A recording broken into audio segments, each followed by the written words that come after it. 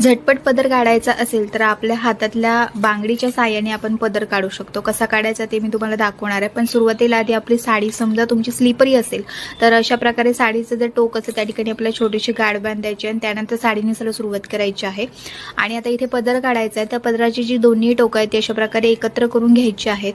आणि त्यानंतर आपल्या हातातल्या बांगडीचा आपण वापर करणार आहोत. तर इथे बांगडीमध्ये आपण हा पदर आता टाकणार आहोत. आता बांगडीमध्ये पदर टाकून झालं की त्यानंतर ती जी बांगडी आहे ती परत एकदा आपण हातामध्ये अशीच आपल्याला घालून ठेवायची आहे. आता इथे पदराच्या प्लीट्स आपण काढणार आहोत. तर अगदी मोठ्या साईजमध्ये प्लीट्स काढायच्या नाहीत, लहान साईजमध्ये. आता साडीची जी बॉर्डर आहे तेवढ्या आपण प्लीट्स काढू शकतो. आणि जी शेवटची जी आपली वरची जी प्लीट असणार आहे ती मात्र थोडीशी आपल्याला मोठ्या साईजमध्ये घ्यायची आहे. अशा प्रकारे आपण झटपट पदर काढू शकतो. आता इथे सगळ्या प्लीट्स आपण एकत्र केलेल्या आहेत. इथे मी आता एक पिन लावणार आहे. तुम्ही कोणतीही पिन इथे तात्पुरती लावू शकता. आता इथे राहिलेल्या ज्या पदराच्या प्लीट्स आहेत त्याही मी एकत्र करून घेते. आणि एकत्र करून झालं की त्यानंतर पदर आपल्याला पाठीमागून फिरून आपल्या डाव्या खांद्यावरती घ्यायचा आहे.